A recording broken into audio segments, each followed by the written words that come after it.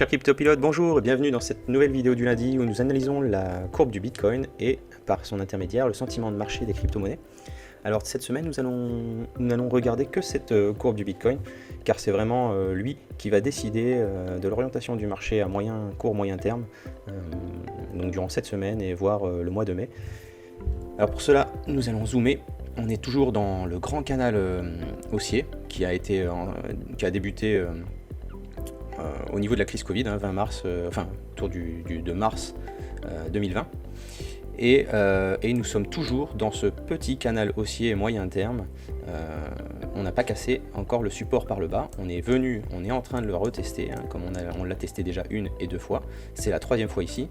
Et puis si vous le voyez aussi, on est au même niveau quasiment que le breakout de ce grand falling wedge ici, qu'on avait cassé le 4 février. Donc on est en train encore de retester ce breakout. Alors rien n'est joué encore, c'est vrai qu'on teste le support inférieur de ce canal haussier, donc c'est normal qu'on soit pessimiste dans ces cas-là, et qu'on regarde vers le bas. Maintenant, tant qu'on n'a pas de clôture vraiment clôture journalière qui indique que ce support oblique est cassé, que ce canal haussier est cassé, il n'y a pas de raison de paniquer pour l'instant. Et de toute façon, quoi qu'il en soit, si ça vient à se produire, eh bien nous positionnerons nos signaux sur un rebond autour de 30 à 32 000 dollars pour le Bitcoin. Et par extension, si ce support-là ne suffit pas, si nous cassons le support oblique de ce canal haussier, là ce coup-là c'est long terme, eh bien nous irons retester les 20 000 dollars qui avaient été cassés ici autour de fin 2020, décembre 2020, qu'on n'a pas d'ailleurs retesté, donc c'est pas inenvisageable. Généralement le marché aime bien retester les breakouts. Voilà, 2020, donc c'était l'ancien plus haut de la bulle spéculative de 2017, début 2018, et donc on n'est pas revenu chercher ce breakout là. Voilà, donc ça c'est possible et il faut l'avoir en tête. Maintenant, toujours tant qu'on n'est pas cassé ce canal haussier à moyen terme, il n'y a pas de raison de regarder vers le bas. On est censé rebondir et aller chercher ensuite d'abord les 40 000, 42 000, puis le haut du canal haussier.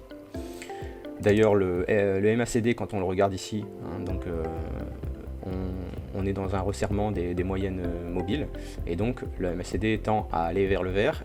Il serait envisageable, les probabilités sont plus élevées d'aller casser ce petit triangle descendant, falling wedge, que je vais mettre en avant en 1 heure, donc c'est un court terme. On voit bien donc qu'on est venu tester ici, et là encore le haut du falling wedge, du triangle descendant, et également le bas. Généralement, probabilité importante de breakout par le haut lors de ces falling wedge, et retest, donc je pense qu'on s'oriente, c'est notre stratégie, c'est de s'orienter vers un breakout de ce falling wedge, retest des 40 000, éventuellement par extension on irait chercher les 42 000, et ensuite on verrait donc ce que décide le Bitcoin pour le marché des cryptos. Soit fake breakout, à ce moment-là on rebondit ici ou ici, et on va chercher, donc comme on l'a dit, le bas du canal haussier long terme, soit à ce moment là on casse les deux et on va chercher le haut du canal moyen terme, canal haussier moyen terme.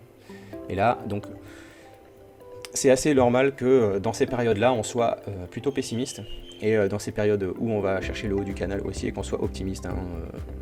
Quand on était autour des 47 48 000, on était assez optimiste, on avait beaucoup de signaux dans le vert et tout se passait bien. Mais et là, c'est logique qu'on soit dans l'incertitude et l'observation. Donc, alors, voyons ce qui se passe cette semaine. Et éventuellement, ça va nous orienter sur tout ce mois de mai, ce qui sera l'orientation du mois de mai sur ce falling wedge. Et je vous souhaite une bonne semaine. À lundi prochain pour la mise à jour de cette analyse de sentiment de marché. Bonne semaine à tous!